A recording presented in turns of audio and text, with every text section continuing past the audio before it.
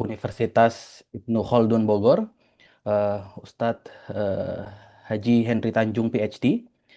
Yang kami hormati Kepala Pusat Studi Islamisasi Sains Sekolah Pasca Sarjana Universitas Ibnu Khaldun Bogor, Ustadz Dr. Haji Wido Supraha, dan juga yang kami hormati ya teman-teman pengurus dari Hima MPAI Wika beserta seluruh jajaran panitia, dan yang kami banggakan seluruh peserta mimbar intelektual, para akademisi, praktisi, dan pencari ilmu yang telah hadir menyempatkan waktunya pada kesempatan malam hari ini.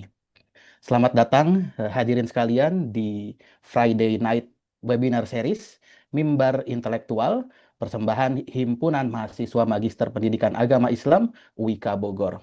Saya Fikri Maulana Fahreza, insya Allah yang akan memoderatori jalannya diskusi yang sangat fundamental pada malam hari ini. Baik, Bapak Ibu sekalian, kita mungkin sering berbicara tentang tantangan zaman gitu kan, entah disrupsi, baik itu dalam bidang pendidikan, teknologi, sains dan sebagai macamnya gitu kan. Tapi perlu ada paket solusi gini kan, bagaimana tadabbur bisa menjadi metodologi pemikiran dan islamisasi sains menjadi framework untuk membangun kembali peradaban ilmu. Nah, inilah insya Allah yang akan kita gali pada malam hari ini. Dan insya Allah untuk membuka sesi mimbar intelektual kita, diskusi kita pada malam hari ini, kita akan memberi dan kita insya Allah akan diberikan nih helikopter view atas urgensi tema kita. Dan insya Allah telah hadir di tengah-tengah kita ya ada Direktur Sekolah Pasca Sarjana UIK, Bapak Ustadz Haji Henry Tanjung PhD. Beliau insya Allah akan memberikan mungkin kalimat pembuka untuk kita memulai acara mimbar intelektual pada malam hari ini. Untuk itu kami persilahkan kepada beliau untuk memberikan opening speech pada kesempatan malam hari ini. Barakallahu fikum.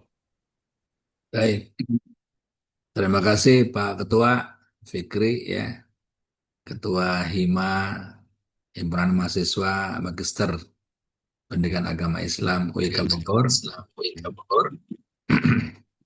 Assalamualaikum warahmatullahi wabarakatuh. Kawan-kawan sekalian,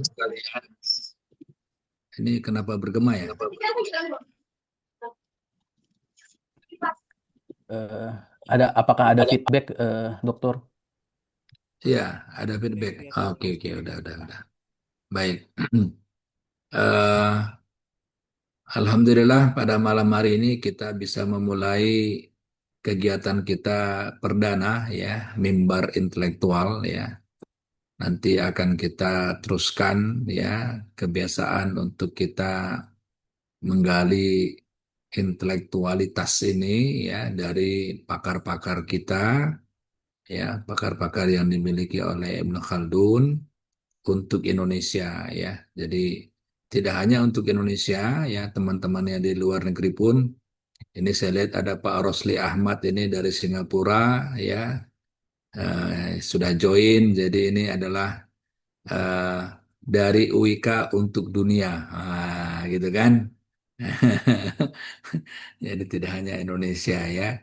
Jadi eh, Sekolah Pasca Sarjana UIK Bogor menyapa dunia, gitu ya.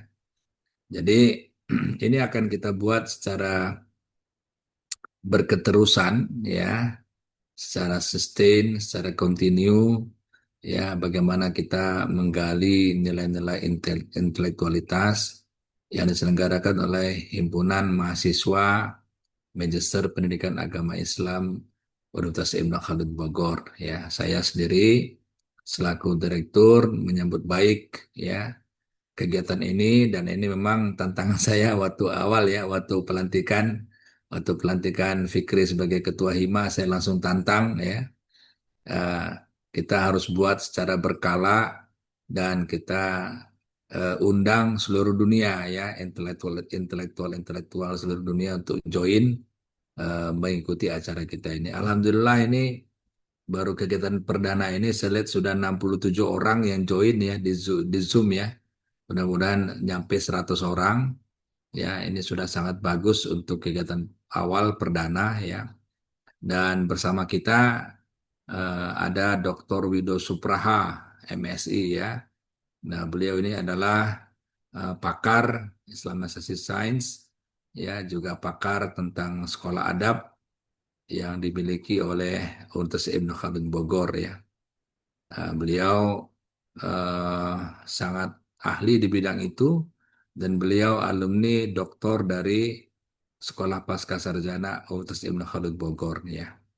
Jadi beliau adalah alumni kita ya yang sekarang ini sudah melanglang buana ya dalam menyampaikan gagasan dan pemikirannya di dunia pendidikan. Ya. Tanpa memperpanjang kalam, saya menyambut baik acara ini dan mari sama-sama kita nikmatin ya sampai tercerahkanlah kita ya sampai kita mendapatkan sesuatu tentunya daripada kegiatan ini ya. Sekali lagi terima kasih pada Hima MPAI yang sudah melakukan kegiatannya ya. Jadi nanti motonya adalah dari Sekolah Pasca Sarjana UIK Bogor menyapa dunia, gitu ya motonya ya. Nah, karena tidak hanya Indonesia ini ya, ada dari Singapura juga ini ya. Hmm. Demikian barangkali, terima kasih sekali lagi. Ah, dengan ini saya membuka kegiatan ini dengan ucapan basmalah, Bismillahirrahmanirrahim. Bismillahirrahmanirrahim. Assalamualaikum warahmatullahi wabarakatuh. Waalaikumsalam Waalaikumsalam warahmatullahi warahmatullahi wabarakatuh. Ya, Masya Allah. Jazakumullah khairan, barakallahu fikum, Ustadz Haji Henry Tanjung PhD, atas sambutan dan arahan pembukaan yang sangat menggugah kita selaku pengurus Hima MPAI WIKA ya. Baru berjalan, kita sudah diberikan challenge dan insya Allah dengan pertolongan Allah Subhanahu wa Ta'ala kita dapat melalui itu semua. Dan Alhamdulillah pada saat ini partisipan di Zoom terus bertambah, tercatat sudah ada 81 partisipan. Dan karena memang ini diikuti oleh tidak hanya Wika, banyak dari luar juga, izinkan kami membacakan sedikit ya terkait background latar belakang pengisi-pengisi narasumber kita pada malam hari ini. Yang pertama, Dr. Henry Tanjung. Beliau adalah Direktur Sekolah Pasca Sarjana UIK. Ya, beliau S1 Statistik di IPB dan juga beliau meraih gelar Master hingga PhD di bidang ekonomi Islam di University International Islamic University Islamabad, Pakistan. Dan saat ini, ya selain beliau memimpin Pasca Sarjana UIK sebagai direktur, beliau sangat produktif dengan menghasilkan 42 buku ya, dan juga serta aktif sebagai reviewer, chief editor di 24 jurnal nasional dan internasional terindeks Scopus gitu. Dan juga Masya Allah eh, beliau juga aktif membimbing kita selaku himpunan mahasiswa dalam membuat program-program kerjanya seperti itu. Dan juga insya Allah kita akan masuk ke sesi inti, yaitu pemaparan materi oleh narasumber utama kita. Beliau adalah Ustadz Dr. Haji Wido Supraha. Ya. Eh, insya Allah koneksi beliau dengan tema malam ini sangat presisi ya.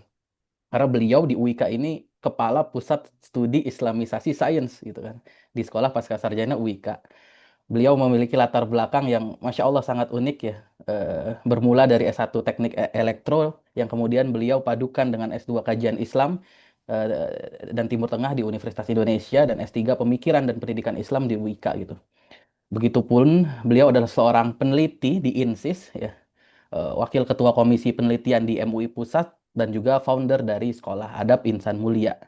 Dan salah satu bukunya yang relevan adalah pemikiran George Sarton dan panduan Islamisasi sejarah sains. Ini sangat relevan dengan tema kita pada malam hari ini. Baik teman-teman, kita akan menyimak bagaimana beliau membedah tadabbur Quran dan Islamisasi sains ini ya selama beberapa waktu ke depan. Mungkin kita bisa bagi 40 menit pemaparan dari beliau dan mungkin 20 menit tanya jawab. Atau mungkin nanti insya Allah bagaimana eh, pemateri nanti akan membagi waktunya kita berikan kepada beliau. Untuk itu kepada yang terhormat Ustadz Dr. Wido Supraha kami persilahkan. Barakallahu fikum wa jazakumullahu khairan. Ya, hayakumullah. Bismillah. Apakah suara Ana mendengung? Eh, iya, Iya, dokter. mendukung. Iya, Mendengung. mendukung. Sebentar.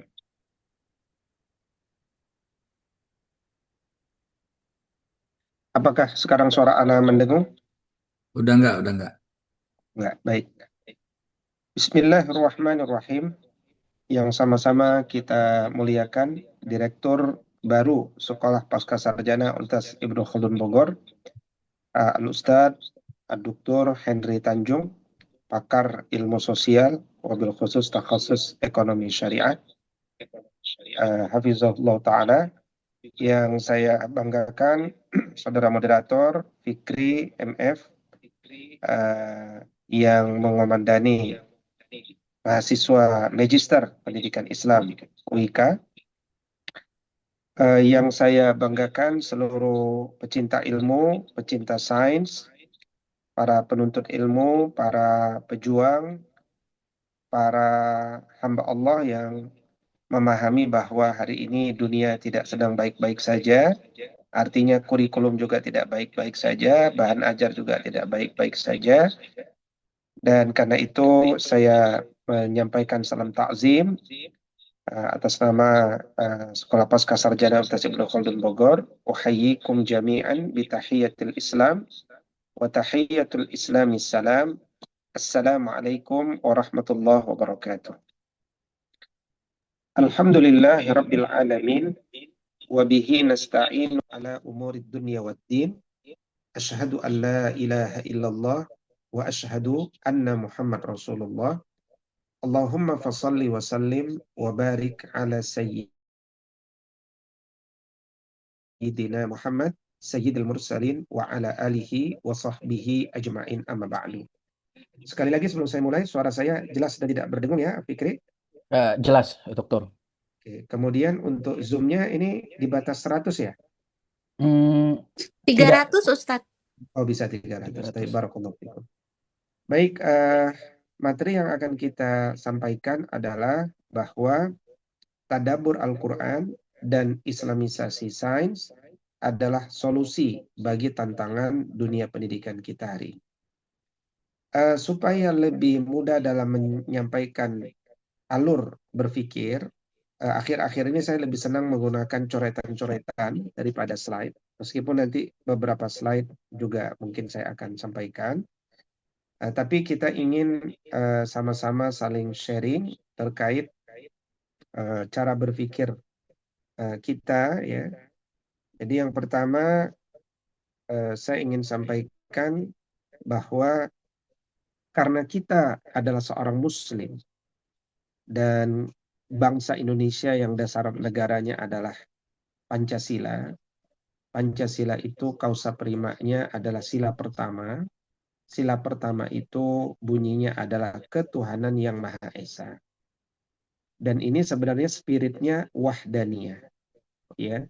Maka ketuhanan yang Maha Esa itu menunjukkan bahwa Allah itu, bahwa Tuhan itu satu, yaitu Allah yang Maha Besar. Maka kita berawal narasi ini dari Allah. Maka berbicara ilmu, maka berbicara bahwa pemilik ilmu itu adalah Allah.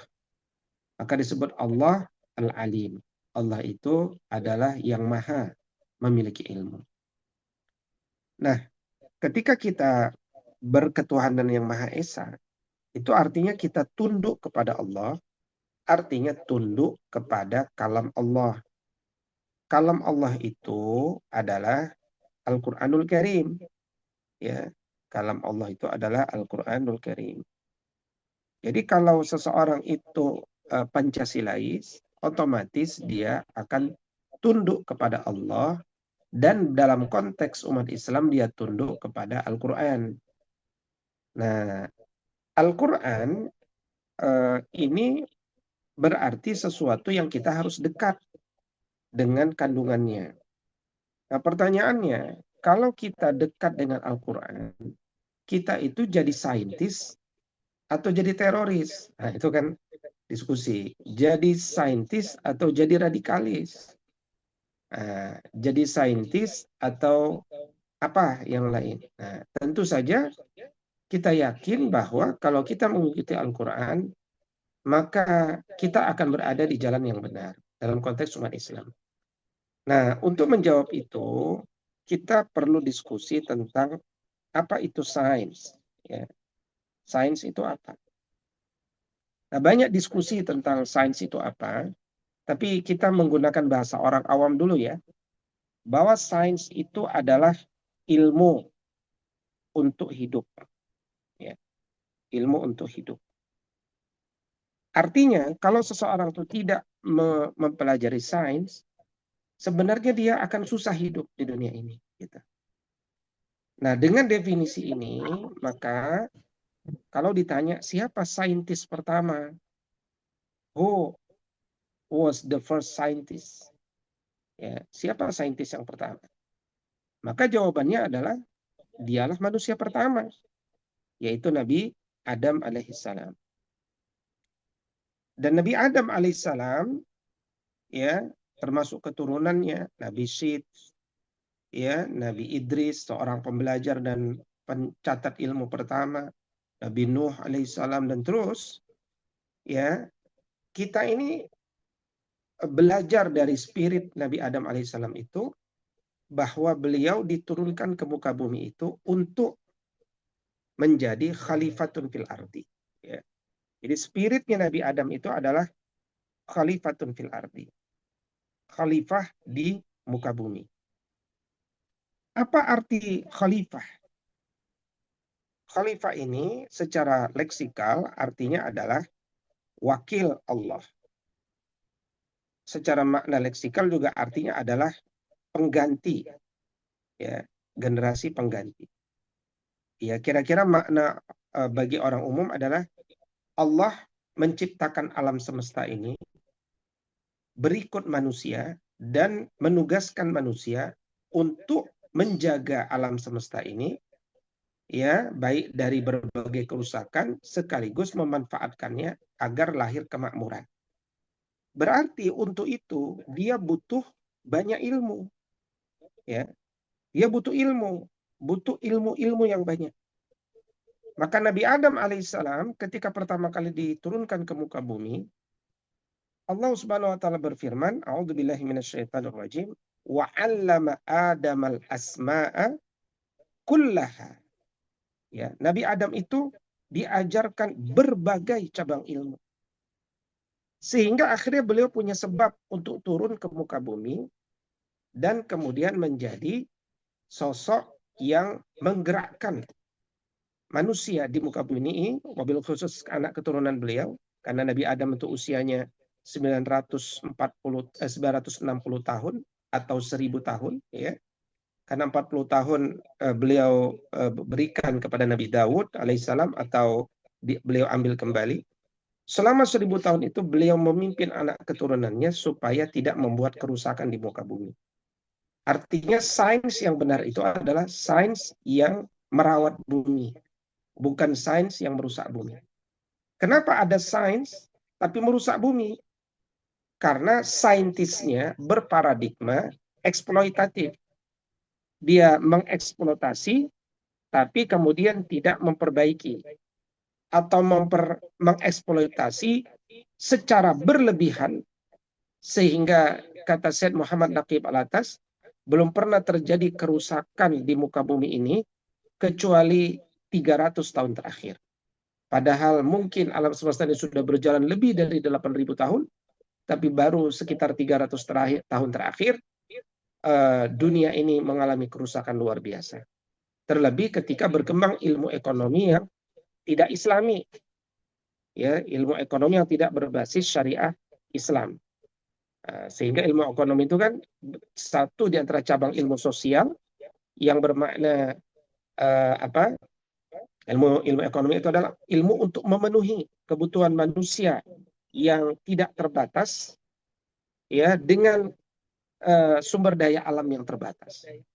Maka terjadilah pengerusakan alam semesta berlebihan untuk memenuhi kebutuhan manusia yang lupa untuk memperbaiki dirinya.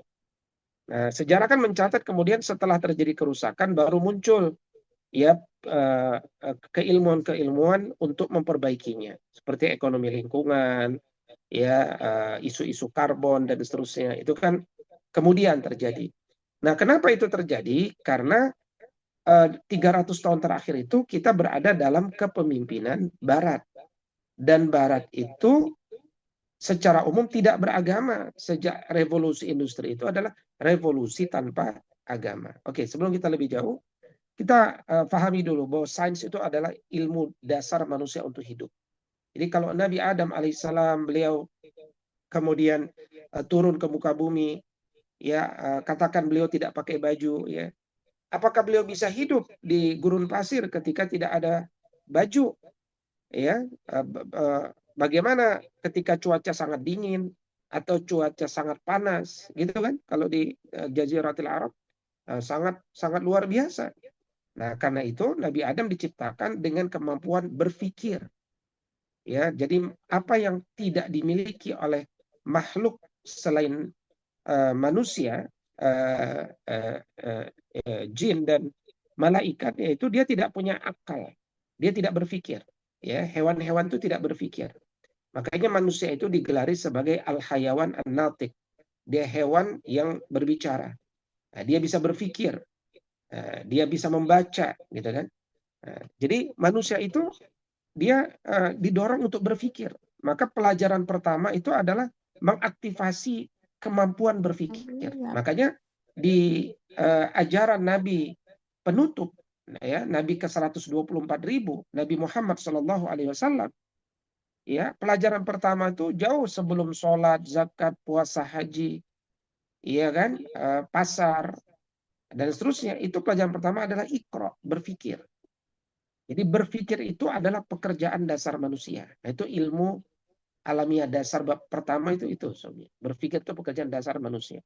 Dan Al-Quran itu kata akal di dalam Al-Quran itu terulang 49 kali, seluruhnya dalam bentuk kata kerja.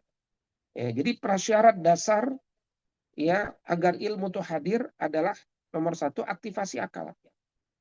Begitu kita berhenti berpikir, maka berhenti produk sains. Nah, tapi ke arah mana ke arah mana produk sains itu dikembangkan? Itu lagi-lagi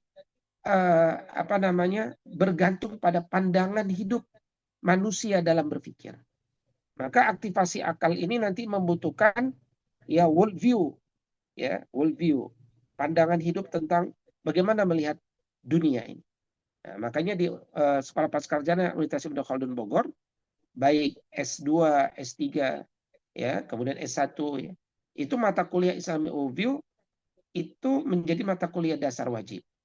Ya, Islamic Overview itu menjadi wajib. Kenapa? Karena kita ingin mahasiswa itu berpikir dengan pandangan hidup Islam. Dan pandangan hidup Islam itu mencerahkan. Pertama kali mendorong orang untuk berpikir. Nah, ya, ini pembahasan pertama. Nah, kemudian ketika manusia itu ingin cerdas, maka dia harus punya ilmu.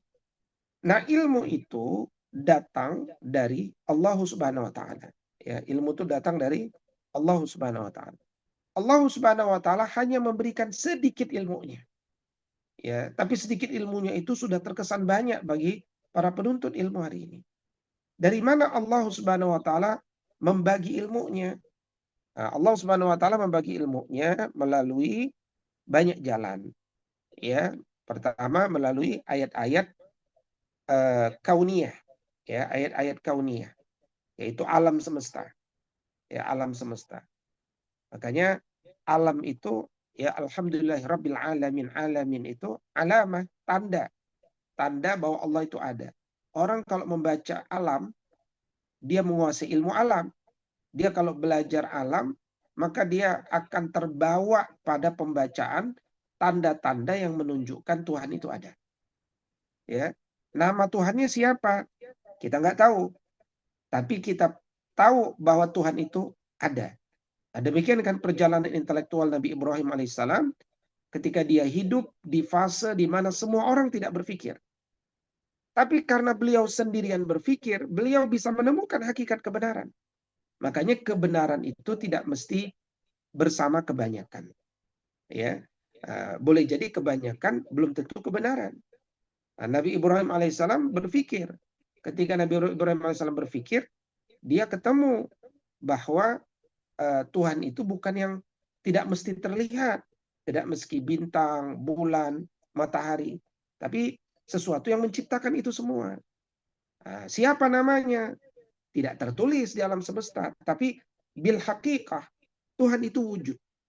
Bahkan bukan sekedar Tuhan itu wujud, Tuhan itu qidam, baqa, mukhalafatuhu lil hawadith, qiyamuhu binafsi, wahdaniyah, qudrah, iradah, dan seterusnya. Itu ketika kita membaca alam. Nah, kemudian Allah Subhanahu wa taala membagi ilmunya pada ayat-ayat qauliyah. Nah, itulah Al-Qur'anul Karim. Ketika kita membaca Al-Quran, kita akhirnya jadi tahu bahwa Tuhan itu namanya Allah. Cara melafazkannya Allah. Sifatnya ahad, as-samad, lam yalid, walam yulad, walam yakun lahu kufuwan ahad. Nah, itu karena kita membaca itu. Nah, kemudian juga terkadang ilmu Allah Subhanahu wa taala itu diberikan melalui jalur manusia, orang-orang, ya. Orang-orang itu bahkan bisa manusia, bisa muslim, bahkan bisa juga orang-orang kafir. Kadang-kadang kita mendapatkan pemahaman, pencerahan tentang sesuatu itu terkadang dari orang kafir. Kok bisa? Itu namanya hikmah. Maka disebut al-hikmah dhallatul mu'min. Hikmah itu milik umat beriman yang tercecer. Kadang-kadang dia terserak di tempat-tempat yang lain. Maka ada ayat-ayat qauliyah, ada ayat-ayat kauniyah, ada ayat-ayat insaniyah. Nah, sekarang kita bicara Al-Quran. Ya. Al-Quran ini, dia memang bukan kitab sains. Ya. Tetapi prinsip-prinsip sains itu berawal daripada Al-Quran. Maka Al-Quran itu dengan takdirnya mengandung 6.236 ayat, kan? Atau 77.439 kata. Atau 340.740 huruf. Ya. Nah, ketika Al-Quran ini ditadaburi, ya, ketika Al-Quran ini ditadaburi, apa yang ditadaburi? Mulai dari huruf. Jadi Islam tuh mendorong manusia berpikir saintifik, dimulai dengan tidak meremehkan setiap huruf sekalipun. Jadi huruf, ya, huruf itu akan membentuk kata, ya kan? Saya ulangin, huruf itu akan membentuk kata. Ya, huruf itu akan membentuk kata. Dia akan membentuk kata. Kata itu akan membentuk kalimat. Kalimat ini akan membentuk makna. Makna kepada siapa? Makna atas sesuatu yang dikaji. Sesuatu. Something. Sesuatu itu bisa fenomena, bisa numena. Ya. Nah, sesuatu itu kemudian sampai kepada akal manusia. Dari akal itu turun kepada jiwa. Nah, sampainya jiwa kepada makna sesuatu dan datangnya makna sesuatu kepada jiwa, nah itulah yang disebut sebagai ilmu. Nah, ketika kita membaca makhluk, kita jadi tahu adanya Khalik, akhirnya mendorong kita melahirkan tunduk. Maka orang yang berilmu itu adalah orang yang tunduk kepada Allah Subhanahu wa taala, yang pada akhirnya dia tunduk. Ya, innama yakhsyallaha min ibadihil ulama. Sesungguhnya orang yang tunduk kepada Allah itu karena dia punya ilmu.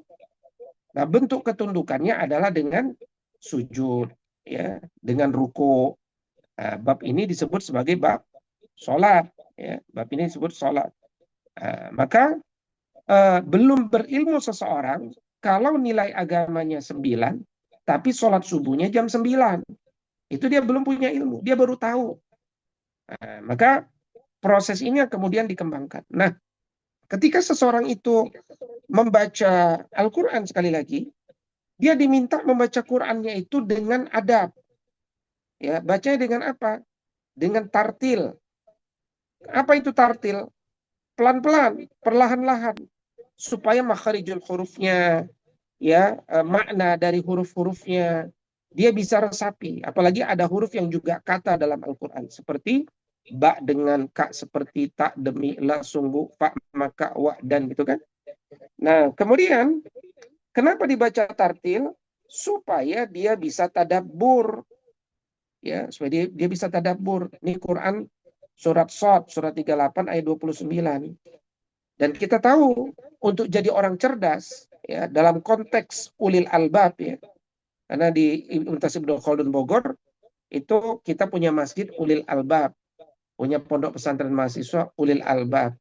Ulil albab itu diperoleh, diraih dengan proses ilmiah yang dilakukan. Kalau kita merujuk kepada Al-Quran, prosesnya salah satunya adalah tadabbur.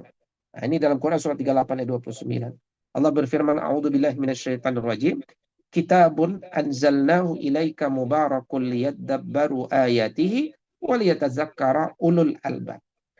Nah, kemudian cara yang lain nanti apa? Cara yang lain itu adalah ini, yakni tafakkur, ya, tafakkur alam.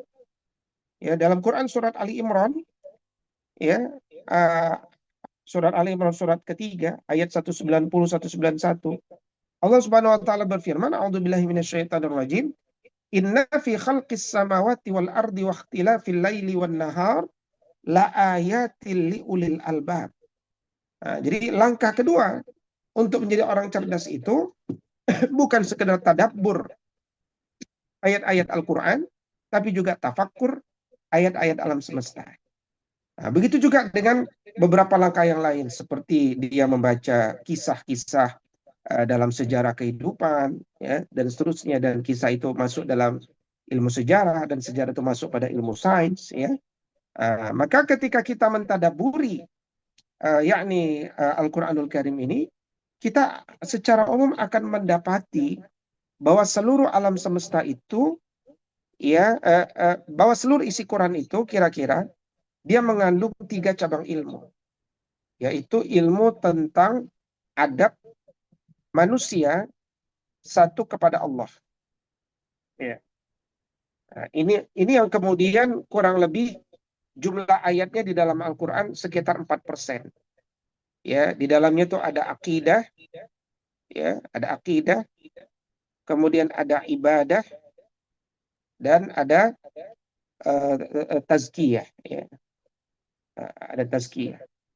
Nah, ini kira-kira akidah itu dalam Quran sekitar 2%, ibadah itu hanya sekitar 1%, ibadah yang maksud ibadah ritual, ibadah mahdoh, dan tazkiyah itu sekitar 1%. Gitu. Ya. Nah, kemudian yang kedua adalah adab manusia kepada dirinya dan kepada sesama manusia. Ya, jadi adab kepada manusia ini dirinya sendiri, dirinya sebagai ruh, ya, sebagai ruh, sebagai jiwa, dan kepada sesama jiwa manusia. Itulah yang disebut sebagai adab, ilmu adab kepada manusia. Ini kita kenal sekarang tuh dengan IPS, gitu ya, ilmu pengetahuan sosial, social science. Nah, yang menarik ini memenuhi hingga 86%. Ya, 86%. Dan kata Profesor Alparslan Açıkgens dari Turki, ya, karena banyaknya ayat ini, beliau mengatakan religion science is social science. Ya, ilmu agama itu adalah ilmu sosial. Ya, ilmu agama itu adalah ilmu sosial. Karena saking banyaknya, ya, pelajaran tentang manusia dan bagaimana manusia berinteraksi dengan sama manusia. Nah, di sini kemudian cabangnya banyak, ya. Misalkan, ya, di sini ada antropologi, ya kan? Antropologi. Ini bapaknya Al-Biruni. Ada sosiologi.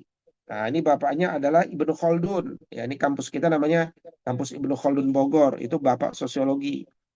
Kemudian muamalah, ya, muamalah ini ada ekonomi, Abu Ubaid, ya, ada hukum, ya. Misalkan banyak kalau hukum, ya, Syafi'i misalkan dalam dalam Ar-Risalah, ya, pondasi-pondasi fikih di sana.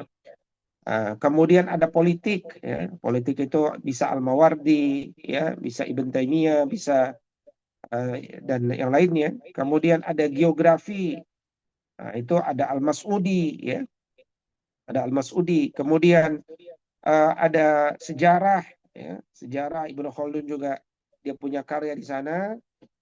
Ibn Battuta juga dalam perjalanannya juga menulis, ya. Kemudian ada sastra, ya.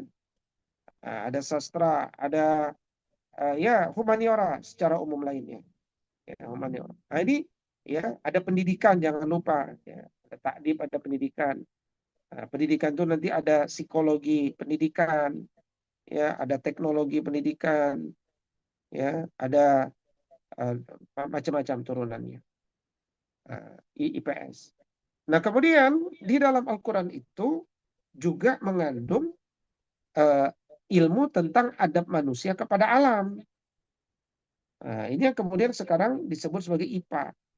Kalau dulu itu ilmu hayat, ya, ilmu tentang alam, ya, ilmu hayat. Ada turunannya dulu, ya, ilmu hayawan, ilmu tentang hewan, ilmu an-nabat, ilmu tentang tumbuh-tumbuhan, ya, dan seterusnya. Jadi orang itu ketika membaca Quran, dia jadi punya adab kepada Allah, punya adab kepada manusia, dan punya adab kepada alam. Lengkap, holistik, ya. Nah, jadi alam itu mulai dari pelajaran fisika, ya, ya, fisika mulai dari gerakan dan seterusnya. Kemudian biologi ini terkait tentang fisik, ya, fisik dari makhluk. Kemudian kimia, ya. Nah, kemudian ketika kita mengamati alam itu, kita mengenali apa yang disebut matematika. Meskipun matematika ini sebagian mengatakan ilmu dasar bagi semua, tapi sebagian lagi mengatakan matematika itu muncul dari hasil pengamatan pada alam, gitu kan? Ini mengandung 10% sendiri. Nah, jadi kalau kita bawa katakan sosok seperti siapa, ya, misalkan kita bawa sosok seperti Ibn Sina. Ibn Sina. Ibn Sina dibawa ke tahun 2025. Dia hidup di tahun 2025. Pertanyaannya, beliau ini saintis apa bukan? Nah, itu loh kan. Nah, kalau saintis, beliau ini profesor bidang apa? Nah, itu susah kalau di bidang kurikulum hari ini. Kenapa? Karena karya beliau itu luar biasa otoritatif. Beliau punya karya di bidang teologi, ya, atau bidang akidah, ya, dan itu otoritatif. Ya, buktinya dibantah nanti oleh Al-Ghazali, meskipun nanti karya Al-Ghazali dibantah lagi oleh Ibn Rushd, ya. Nah, itu bantah-bantahan itu menunjukkan karya yang dibantah itu otoritatif. Beliau juga punya karya di bidang kimia. Beliau juga punya karya di bidang psikologi. Beliau juga punya karya di bidang kesehatan atau kedokteran, ya. Nah, kita kan taunya bidang kedokteran ini yang besarnya. Kenapa? Karena dipakai di Oxford, ya, sampai abad 19. Yaitu karya beliau yang mana? Yaitu karya beliau Al-Qanun fit Tibb, ya, Al-Qanun fit Tibb, ya. Jadi Al-Qanun fit Tibb ini dipakai oleh Oxford itu, oleh Eropa sampai abad ke-19, ya, sampai abad 19. Nah, jadi kalau di masa dulu kurikulum itu dia tidak spesifik seperti hari ini. Orang itu dia sifatnya holistik. Nah, itu yang kemudian mulai kebangun. Kalau kita hari ini ingin memimpin dunia, maka kita harus punya cara pandang Quran, bukan cara pandang Barat. Cara pandang Quran itu cara pandang yang holistik, cara pandang yang memberikan solusi, cara pandang yang tidak dikotomi, cara pandang yang membahagiakan, karena semua diperhatikan.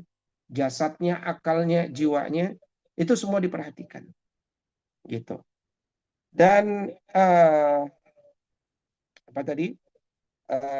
Di antara ciri orang yang terislamisasi itu adalah dia tepat waktu sebenarnya. Jadi kalau moderator suruh kasih waktu 40 menit, maka kalau sudah pukul 8.41 berarti udah kelewatan 1 menit, gitu kan. Nah, jadi tadi yang Anda sampaikan saya belum menyampaikan materi ya, baru pengantar saja.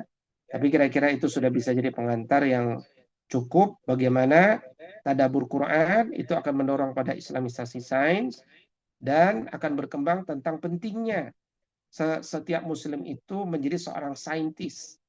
Ya, kita semuanya ini harus jadi saintis yang holistik, bahwa kemudian kita mendalami pada bidang-bidang tertentu itu sesuai passion dan talent kita masing-masing, gitu ya.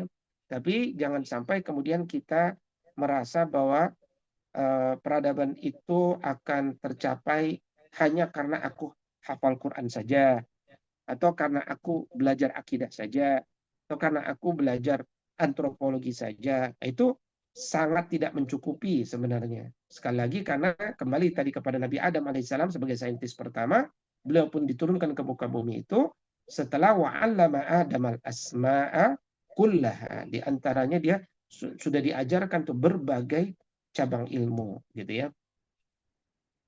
Baik, sahabat semuanya, mungkin nanti bisa diperdalam jika dari 140 peserta ini ada hal-hal yang didiskusikan, dikritik, nanti kita bisa tambahkan dan sempurnakan. Dari saya sebagai pengantar demikian, in uridu ilal islaha mastata'tu fa idza azamta fatawakkal 'ala Allah. Assalamualaikum warahmatullahi wabarakatuh. Waalaikumsalam warahmatullahi wabarakatuh. Warahmatullahi wabarakatuh. Masya Allah, materi yang sangat memantik kita. Kenapa porsinya kita bagi 2/3 materi, eh, sisanya sepertiga itu tanya jawab. Karena pasti dari materi yang sebenarnya singkat diberikan, tapi padat banget dan memantik kita untuk memberikan banyak pertanyaan, Ustadz, seperti itu. Dan kami mempersilahkan sebelum sesi tanya jawab, kami mengimbau teman-teman semua untuk dapat mengisi ya link yang ada di kolom chat ya. Link tersebut adalah untuk e-sertifikat yang sertifikat elektronik yang akan kita siapkan, dan juga nanti sertifikat elektroniknya akan kami bagikan di grup WhatsApp. Jadi setelah mengisi link nanti langsung masuk ke grup WhatsApp seperti itu. Baik, kita akan memasuki sesi tanya jawab. Untuk itu kita berikan kesempatan kepada hadirin sekalian yang ada di ruang Zoom ini untuk langsung bertanya, bisa menyalakan mikrofon dan juga kameranya, eh, atau mikrofonnya saja. Itu yang akan kami prioritaskan. Akan tetapi kalau ingin menuliskan di kolom chat juga tafadhol kami persilahkan. Untuk itu yang ingin bertanya dapat langsung melakukan raise hand saja. Ya, kami berikan kesempatannya. Barakallahu fikum.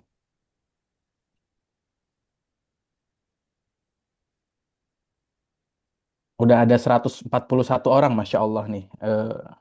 Apakah ada yang ingin raise hand bertanya secara langsung kepada Ustadz Dr. Wido? Oke, baik. Ada yang bertanya, Ustadz. Eh, izin kami bacakan. Mungkinkah kita mencapai kepakaran hingga menjadi ulama ensiklopedis di zaman sekarang ini? Mengingat banyak fokus tantangan lebih berat. Banyak tantangan lebih berat untuk fokus.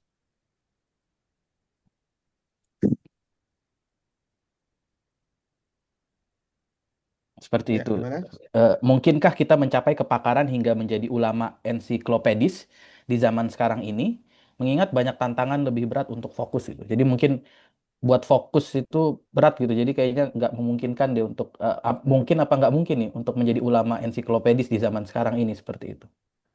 Apalagi udah banyak ini kan apa ibaratnya apa spesifikasi ilmu tuh udah banyak banget gitu sekarang seperti itu. Ustaz. Ya, pertama Bismillahirrahmanirrahim. Eh, saya ingin mengatakan eh, kalau seseorang hanya menguasai satu cabang ilmu dan membatasi dirinya, saya kira itu masuk dalam kezoliman. Karena ya mungkin orang tidak bisa menguasai semua cabang ilmu. Tapi mustahil orang itu hanya menguasai satu cabang ilmu. Ya, jadi misalkan kita sholat, maka ilmu tentang sholat itu harus jadi perhatian utama kita.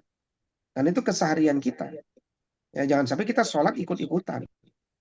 Nah, kemudian kita eh, perlu minum air. Air ini air artesis, air dari lapisan dalam, lapisan atas, air pegunungan, apa air bor. Nah, itu semuanya kan jadi masalah kita setiap hari. Nah, itu mendorong kita pada akhirnya untuk menguasai ilmu tentang air. Jadi perhatikan kalimat awal itu. Sains itu ilmu untuk hidup. Kalau kita membatasi diri kita dari pelajaran tentang bagaimana membuat kita bisa hidup secara mandiri, pasti kita bergantung. Kita nggak belajar tentang air karena kita beli air. Kita nggak belajar bagaimana membuat nasi goreng karena kita selalu beli nasi goreng. Padahal dengan itu akhirnya membuat kita selalu bergantung tuh dengan orang lain.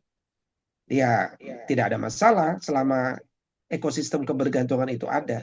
Tapi bayangkan ketika ekosistem kebergantungan itu ditiadakan. Contohnya perang lah. Ya, situasinya perang. Kita nggak bisa beli nasi goreng, nggak punya uang, nggak punya. Gimana kita bisa hidup? Itu sains. Dan gimana kita bisa hidup dengan manusia-manusia yang lain?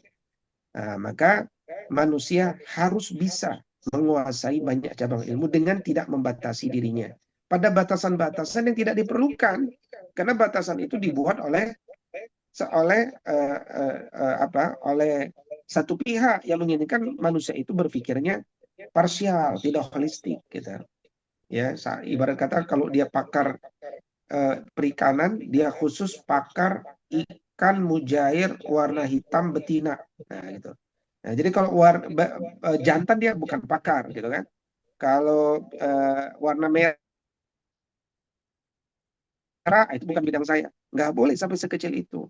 Ya, di satu sisi kita generalis, ya di satu sisi kita juga spesialis. Tapi membatasi pada hal sesuatu itu bukan sesuatu yang penting hari ini.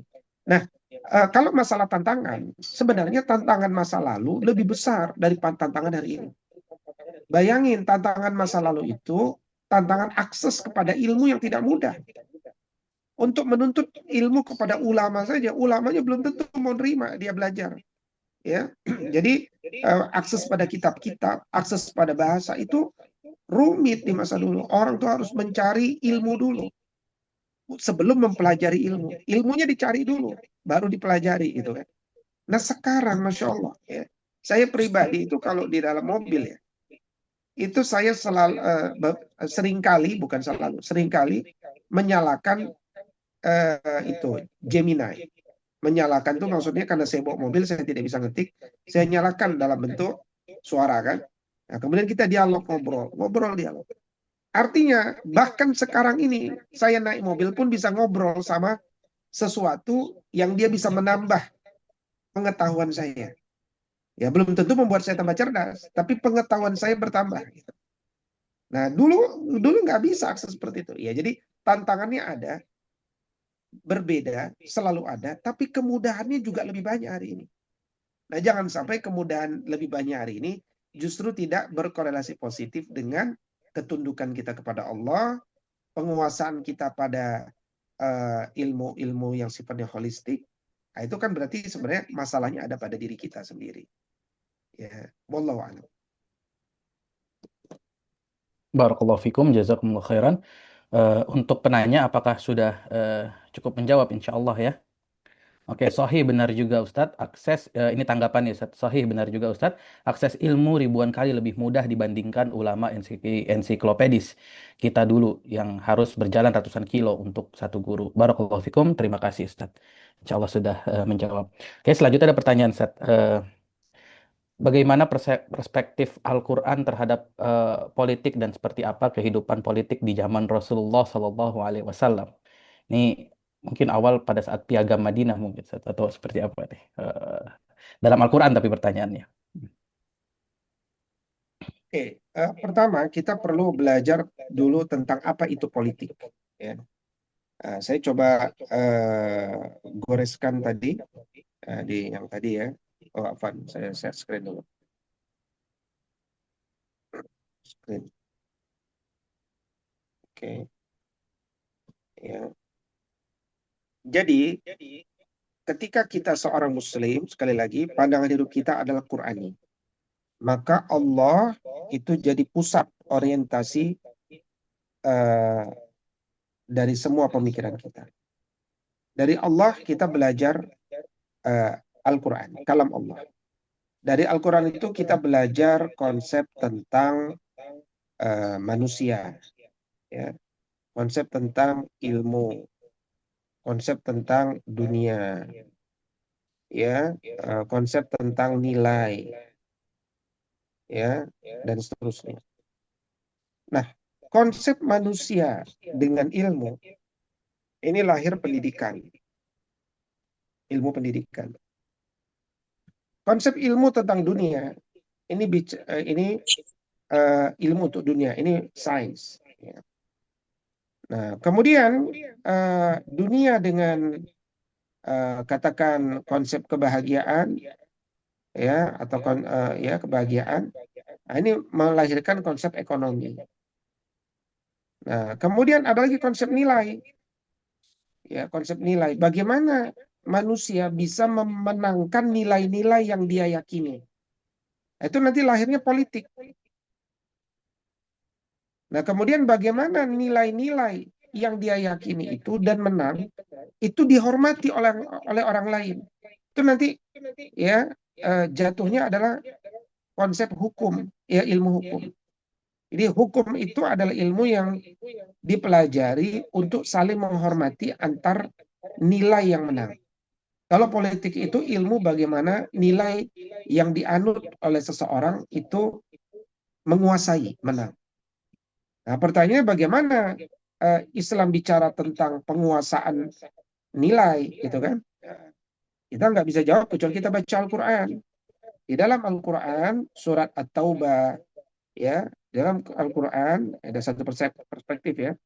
Nah, surat At-Taubah, ya, surat Al-Fat, ya, surat As-Saff. Allah Subhanahu wa taala berfirman, A'udzubillahi minasyaitonir rajim, "Walladzi arsala rasulahu bil huda wa dinil haqqi liyuzhirahu 'ala ad-dini kulli wa kafa billahi syahida walau karihal musyrikun." Dialah Allah yang mengutus rasulnya dengan petunjuk dan agama yang benar. Nah, itu perhatikan. Dengan petunjuk dan agama yang benar. Kemudian apa? Ya, liyuzhirahu 'ala ad-dini kulli, agar dimenangkan, ya, apa yang dimenangkan? Petunjuk tadi dan agama yang benar tadi, ya, dimenangkan di atas alat dini kulli, di atas semua nilai, di atas semua agama. Wa kafa billahi syahida, cukup Allah menjadi saksi. Nah, maka kemudian untuk proses pada pemenangan nilai ini, orang itu harus punya ilmu, karena al ilmu qoblal amal wal amalu tabi'uhu. Maka Quran surat At-Taubah 122 mendorong orang itu untuk tafaqquh fiddin. Ya, tafaqquh fiddin. Karena orang menang kalau nggak punya ilmu itu nanti seperti bangsa Mongol.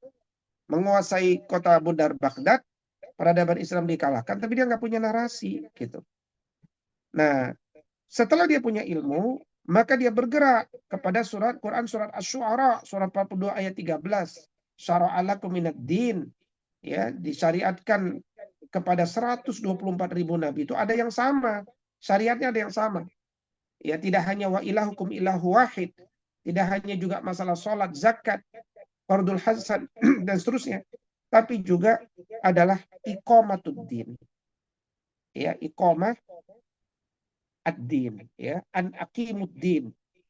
Dan syarat untuk menegakkan agama itu syaratnya adalah wala tatafarraqu fihi, jangan tafarruq, jangan berpecah, ya. Artinya apa? Harus munculkan persatuan. Karena persatuan melahirkan kekuatan. Kekuatan akan mendorong hadirnya rasa gentar. Nah, ini yang akan membawa kemenangan. Maka Sayyidina Umar radhiyallahu taala anhu dulu pernah mengatakan, la Islam, ya, tidak ada kemenangan Islam tanpa illa bil jamaah, kecuali dilakukan berkelompok bersama-sama, berorganisasi. Wala jamaah illa bil imarah, tanpa kepemimpinan. Tidak ada jamaah tanpa kepemimpinan. Wala imarah illa bi ta'ah. Tidak ada kepemimpinan kecuali ketaatan. Maka ketika kita bergerak bersama-sama, berjamaah, berorganisasi, maka di sana ada amal baru namanya ketaatan. Nah, ini kerangka berpikir ini yang penting dalam kita diskusi itu.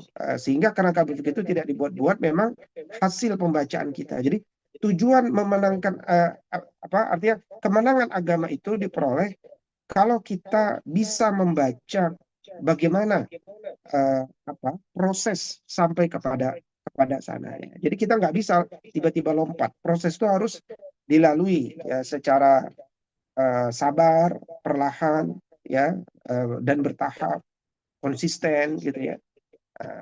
Saya kira itu semacam pengantar ya terkait perbincangan tentang politik. Wallahu a'lam. Masya Allah, jazakumullah khairan, barakallahu fikum. Eh, Sebenarnya masih banyak pertanyaan nih, dokter, yang ditanyakan pada kesempatan malam hari ini. Eh, Cuman saya coba memilihkan. Oke, oke. Ini ada yang bertanya, izin bertanya, Ustadz, apa yang menyebabkan faktor utama kemunduran umat Islam dari segi keilmuan gitu? Zaman terdahulu, Al-Quran melahirkan ilmuwan sehingga keilmuannya memimpin dunia pada masa The Golden Age of Islam. Namun, bagaimana kemerosotan yang terjadi hari ini? Contoh sederhana saja, ilmu kemudahan ya melahirkan di dalam air, metode water birth yang dicontohkan oleh Maryam, saat ini dilakukan dan dikembangkan di luar negeri yang bukan dari orang Islam, ya tidak dengan orang Islam sendiri yang mengadopsinya, ya, menjadikan pelajaran dari kisah Maryam tersebut. Kira-kira apa yang menyebabkan kemunduran sehingga yang pakai eh, apa metode-metode atau apa cara-cara umat Islam itu malah bukan dari orang Islam sendiri, malah dari Barat seperti itu, ya, dokter. Pertama, metode water birth ya. Saya kira ini pertama ini kan dinisbatkan kepada Maryam ya. Saya kira ini perlu masih diskursus ya, masih diskursus. Kenapa? Karena penisbatan kata sarian sungai terkait fase-fase di mana Maryam itu melahirkan itu juga bisa dimaknai sebagai sumber air minum.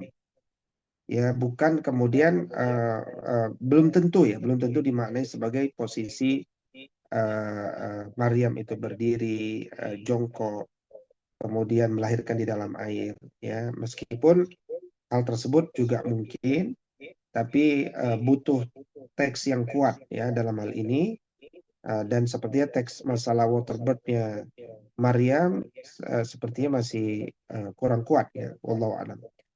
Tapi tentu saja itu mungkin terjadi. Tapi kalau teks-teks yang memang kebaca itu di sekitar abad 19 ya, tahun 1800-an awal, 1805 berarti sudah masuk abad 19. Dulu ada di Perancis tuh, kalau tidak salah, seorang perempuan memang spontan dia melahirkan di air hangat. Kemudian kan metode ini kan jadi terkenal karena seorang bernama Igor ya, Igor Charkovsky ya. Itu kan dia mengembangkan secara serius dan dipopulerkan juga nanti oleh Michael Oden, seorang dokter dari Perancis. Tapi prinsipnya bukan di situ sepertinya. Prinsipnya adalah apa yang menyebabkan umat Islam ini mundur. Begini, kenapa Abbasiyah bisa kalah dengan bangsa Mongol? Nah, itu menarik juga. Nah, pada akhirnya sebesar apapun peradaban, dia bergantung pada kebijakan paling inti pada satu orang. Nah, satu orang itu di masa itu adalah raja, ya, penguasa dinasti pada saat itu. Maka seseorang itu ketika dia tetap menjaga ketakwaannya kepada Allah, maka Allah pun akan menjaga apa yang menjadi haknya. Tapi ketika seorang itu sudah mulai berkurang, menurun, ya, ibarat kata hubbud dunia sudah mulai meningkat, wa karahiyatul maut sudah semakin tinggi, maka kemudian itu bisa jadi menjadi penyebab dicabutnya kembali apa yang sebelumnya telah diberikan. Ya, tulijul laila fil nahar wa tulijul nahara fil lail wa tukhrijul hayya minal mayyit wa tukhrijul mayyita minal hayy wa tarzuqu man tasha'u bighairi hisab.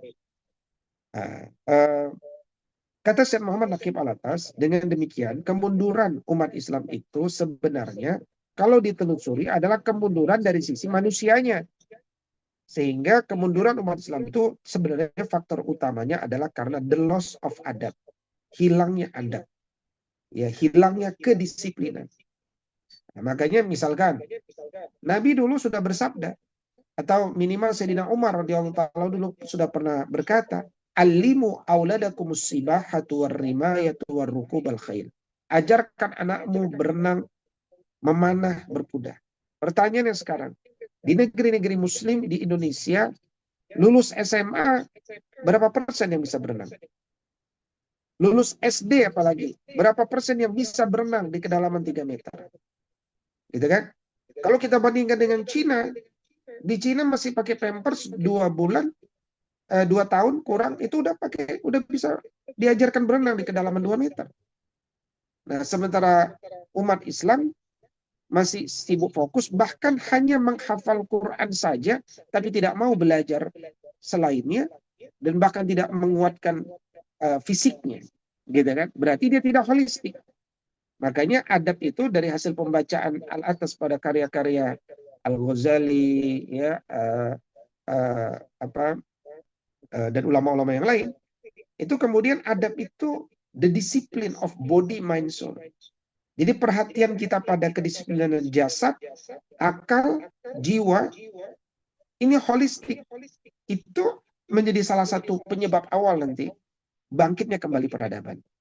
Nah, sayangnya kata adab itu kemudian sekarang dipersepsikan sekedar sopan santun, moral, etika, kepribadian. Dan merasa cukup pelajaran adab itu, ya, adab itu ditegakkan karena ada pelajaran adab, gitu kan. Ya, nggak akan sampai kepada sana karena adab itu sifatnya holistik. Makanya kenapa saya mengawali dengan perbincangan tentang Al-Quran, karena peradaban yang dibangun oleh generasi beradab itu berawal dari narasi yang dimiliki bahwa al-adab huwal Quran. Nabi bersabda, adab itu ya Quran. Ya, Al-Ghazali mengatakan al-adab huwa ad-dhabt, ya. Ya, adab itu ya kedisiplinan. Kedisiplinan bersama nilai-nilai Quran. Maka ketika kita membaca Quran bukan sekedar mengejar khataman, nggak akan tiba sampai pada kemenangan. Tapi inna hadzal Quran ma'dubatullah. Quran itu jamuan adab dari Allah. Kita baca Quran itu membaca prasyarat dan syarat-syarat kemenangan. Jadi gerakan Islam, sekolah Islam, kampus Islam dan seterusnya, dia mengawali narasinya itu dari Quran. Bukan karena ada pelajaran Quran, bukan. Tapi memang Quran itu jadi sumber dari segalanya. Nah, itulah faktor yang akan, bukan lagi kemunduran umat Islam, tapi akan membuat kemajuan umat Islam. Dari segi keilmuan ketika dia menyandarkan keilmuannya kepada apa yang Allah Subhanahu wa taala wariskan, ya, kepada kita hari ini. Ya, saya kira demikian. Wallahu a'lam. Masya Allah, ya, jazakumullah khairan, barakallahu fikum. Semoga menjawab pertanyaannya ya.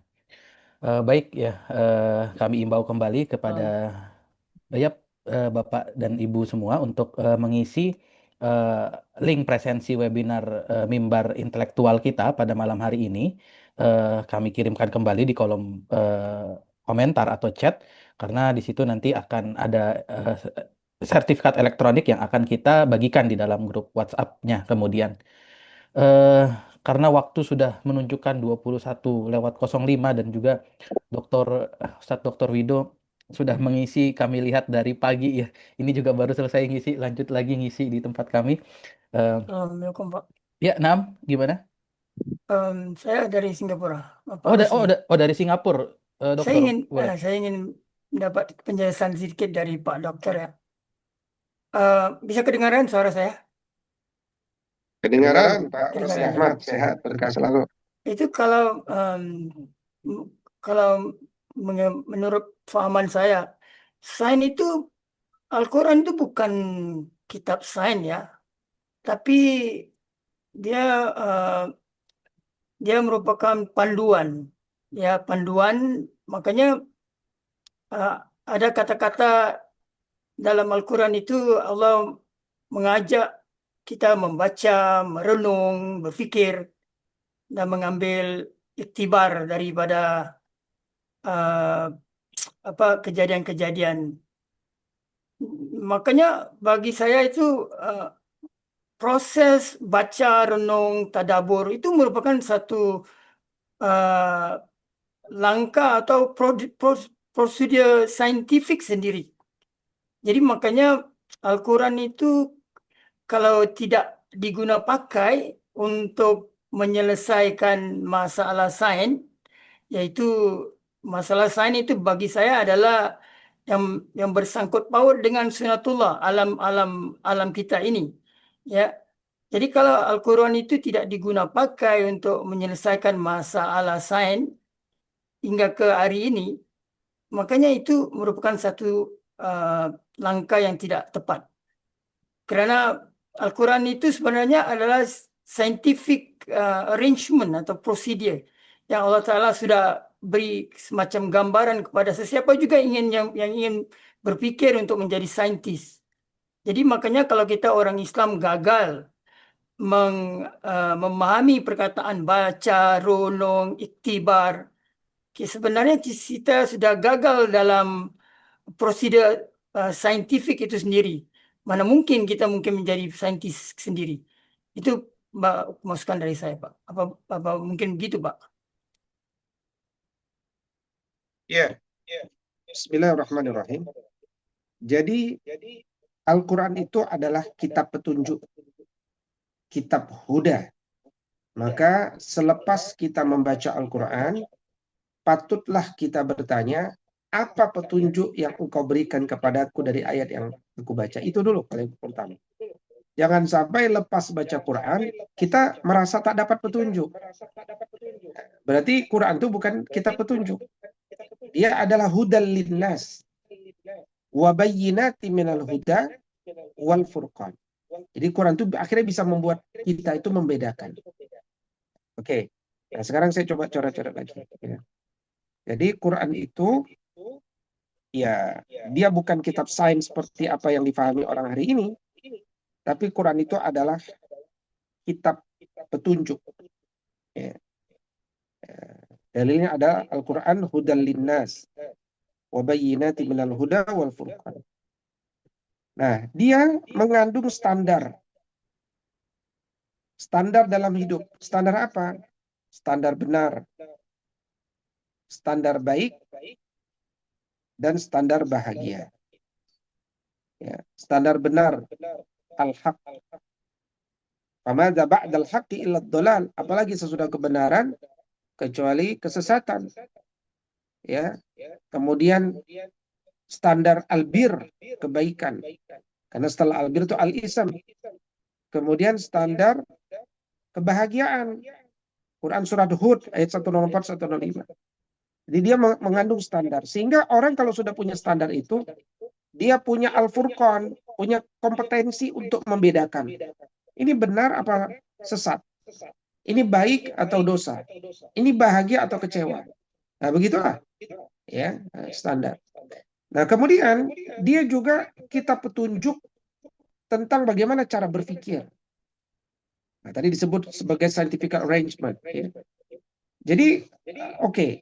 Kalau kita lihat bagaimana Quran mendorong kita berpikir, dalam satu proses, beliau Al-Quran mendorong kita pertama kali untuk ikra, ya, membaca.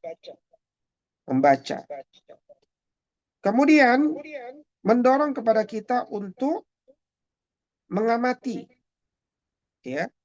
Misalkan Quran surat Al-Mulk ayat 19, awalam yarau, yara, ya, di sini kalimatnya melihat. Lebih dalam lagi Al-Quran mendorong kita untuk meneliti, yanzuru. Misalkan Allah berfirman, afala yanzuruna ilal ibili kaifa khuliqat. Kenapa engkau tidak pernah meneliti secara lebih mendalam bagaimana unta itu diciptakan. Kenapa bibirnya tebal? Kenapa dia bisa tahan tidak minum selama 40 hari? Mengeluarkan susu buat diminum. Nah, itu gimana?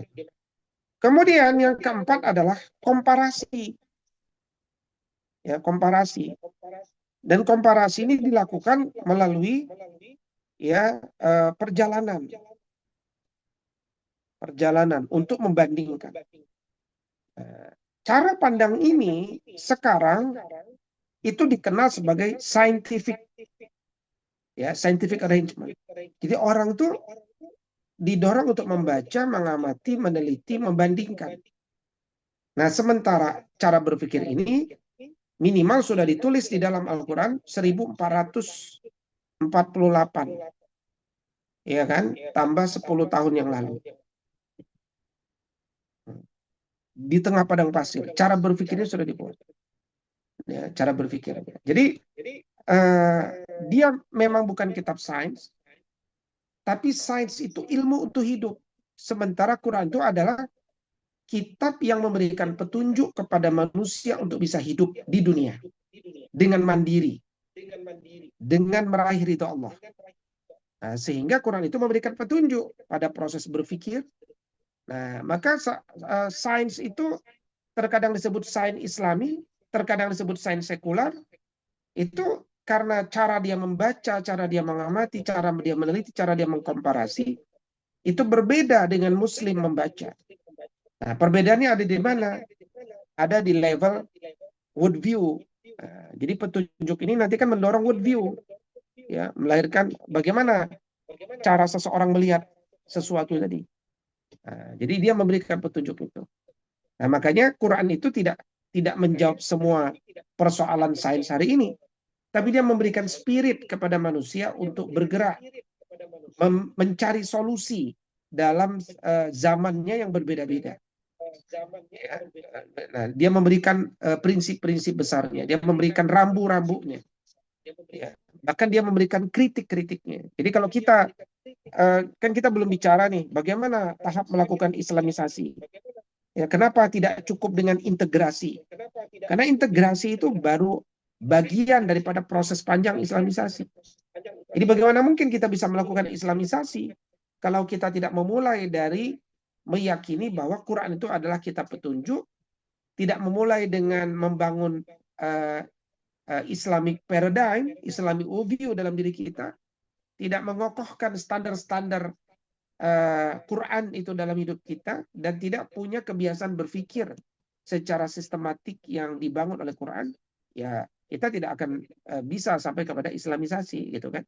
Nah, sampai kepada Islamisasi nanti prosesnya panjang nih, gitu. Jadi demikian. Jadi benar, saya pandang bagus sekali tadi apa yang Bapak sampaikan, ya, dan demikianlah seharusnya kita itu ketika membaca Quran kita menjadi terbiasa berpikir scientific. Scientific itu kan istilah hari ini. Tapi sebenarnya scientific yang kita maksud bukan scientific yang disebut hari ini. Karena scientific yang disebut hari ini itu adalah scientific yang hanya mengakui apa-apa yang empirik. Nah, sementara scientific yang kita maksud adalah berpikir ilmiah dalam pengertian tidak mesti sesuatu itu sifatnya empirik, ya, tapi yang non empirik pun dalam kacamata sains Islam dia diterima. Itu bedanya kan. Jadi kalau dalam sains Barat apa yang tidak bisa terlihat dia tidak bisa terima, gitu kan. Nah, demikian. Allah. Masya Allah, barakallahu fikum wa jazakumullah Terima kasih, khairan. Pak Duta. Ya, terima kasih Dokter dan juga kepada penanya Bapak Rosli Ahmad dari Singapura. Baik, hadirin sekalian, mohon maaf karena keterbatasan waktu ya. Maka kami mencukupkan diskusi sesi malam hari ini yang Masya Allah sangat memantik kita ya. Mungkin sudah kita cukupi pada saat ini dan alhamdulillah kita telah tiba di penghujung acara ya. Acara diskusi yang sangat luar biasa, dan jika diizinkan ya kami coba menarik beberapa benang merah pada mimbar intelektual malam hari ini, Dokter. Yang pertama, bahwa pendidikan kita menghadapi tantangan paradigma, bukan sekedar teknis, dan juga pemaparan dari Ustadz Dr. Wido, tadabbur Al-Quran bukan hanya aktivitas spiritual semata, tapi itu semacam metodologi berpikir ya, dan juga worldview yang akan melahirkan sains seperti itu. Dan mungkin kami minta closing statement untuk sesi pada malam hari ini, dan insya Allah setelah closing statement kita izin untuk foto bersama terlebih dahulu, baru akan kita tutup kemudian insya Allah, Dokter. Ya, Bismillahirrahmanirrahim. Sahibul Quran, sahabat Al-Quran, orang-orang yang memberikan mahkota kepada keluarganya, dia tidak harus hafal Quran. Tapi yang terpenting dia beramal selalu dengan ruh Al-Quran. Dia beramal dengan apa yang ada di dalam Al-Quran. Karena sebaliknya ada yang hafal Quran, tapi tidak beramal dengan apa yang ada di dalam Al-Quran. Dan ketika seseorang itu menjadi sahibul Quran, maka dia akan punya prasyarat itu untuk memahami kandungannya dan beramal dengan apa yang dia pahami. Kefahaman pada apa yang terkandung di dalamnya itulah menjadi sebab bahwa dia nanti punya kelayakan ya untuk bisa memimpin narasi kemenangan peradaban. Kan semua perjuangan di dunia ini berawal dari narasi. Maka seorang muslim ketika membaca Al-Quran, dia akan memiliki narasi seorang leader, bukan follower. Narasi trendsetter, narasi out of the box, narasi beyond the extra mile, narasi yang tinggi. Nah, narasi itu disebut narasi ihsan, narasi excellent. Nah, maka ketika kita bersama Quran, kita tidak membutuhkan lagi kita harus ikut pada kebanyakan, karena belum tentu kebanyakan itu adalah kebenaran. Maka mencari ridho Allah itu lebih utama daripada mencari ridho manusia.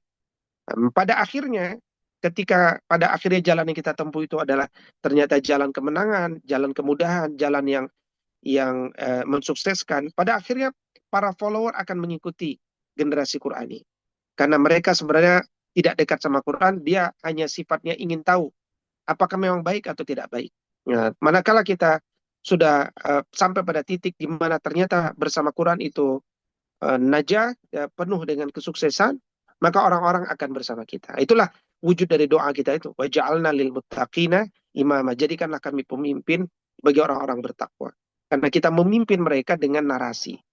Ya, demikian. Wallahu a'lam. Masya Allah, barakallahu fikum, jazakumullah khairan. Jelaslah solusi atas tantangan pendidikan kita hari ini kembali ke pondasi Al-Quran dan sains yang bertauhid. Baik teman-teman semua hadirin, kami mohon izin untuk membuka kameranya untuk dapat kami lakukan sesi foto bersama.